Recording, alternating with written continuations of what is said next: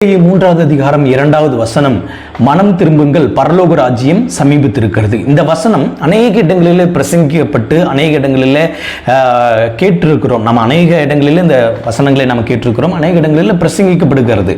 இந்த வசனத்தை கேட்கிற 90% மக்கள் இந்த வசனத்தை எப்படி புரிந்து கொள்றாங்கன்னா, இயேசு கிறிஸ்து ராஜாவாக விட்டிருக்கிறவராய் குதிரையின் மீது ஏறி தன்னுடைய தூதர் சேனைகளோடு கூட கூட்டத்தோடு கூட அவர் வந்து நடுவானிலே வந்து நிற்பார், வந்து நின்று இந்த உலகத்தை நியாயம் தீர்ப்பார் என்று இந்த வசனம் குறிப்பிடுகிறதாக அநேகர் புரிந்து கொள்கிறார்கள். அப்படி கிடையாது.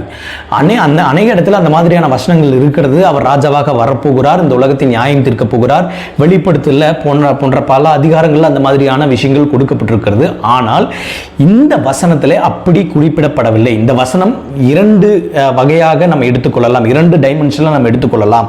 ஒன்று என்னன்னு கேட்டீங்கன்னா, எழுதப்பட்ட பிரகாரம் இயேசு கிறிஸ்து ராஜாவாக விற்றிருக்கிறவராய் குதிரையின் மீது ஏறி தன்னுடைய தூதர் சேனைகளோடு கூட்டத்தோடு கூட வந்து நடுவானிலே நின்று நம்ம நியாயம் தீர்க்க வரலாம்.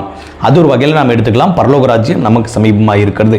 இன்னொரு டைமென்ஷன்ல நம்ம எப்படி எடுத்துக்கலாம்னு கேட்டீங்கன்னா, நம்ம ஆத்மா பரலோக ராஜ்யத்திற்கு சமீபமாக இருக்கலாம்.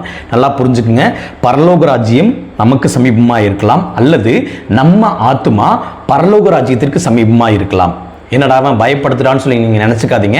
நான் இந்த புரிந்து கொள்வதற்காக இந்த வசனத்தை சொல்றேன். இந்த 2ல எது நடந்தாலும் சரி, நம்ம மனம் நம்ம திருந்தாத பட்சத்தில், நம்ம கர்த்தருடைய சமூகத்திலே கர்த்தருடைய கண்களுக்கு முன்பதாக நம்ம இருக்கிற சின்ன சின்ன குறைவுகள் குற்றங்கள் இவை எல்லாவற்றையும் நீக்கி பாவ மன்னிப்பின் நிச்சயத்தை பெற்றவர்களாக இருந்தோம்னா, நம்ம இந்த 2ல எது நடந்தாலும் நம்ம பயப்பட தேவையில்லை. இதுல ஏதாவது ஒரு சின்ன குறை இருந்தா கூட பரலோக ராஜ்யம் நமக்கு சமீபமாக இருந்தாலும் சரி, நம்ம ஆத்மா பரலோகத்துக்கு சமீபமாக இருந்தாலும் சரி, இந்த 2ல எது நடந்தாலும் பாதிப்பு நம்ம ஆத்மாவுக்கு தான். ஆகவே ஜாக்கிரதையாக இருந்து மனம் திரும்புங்கள்.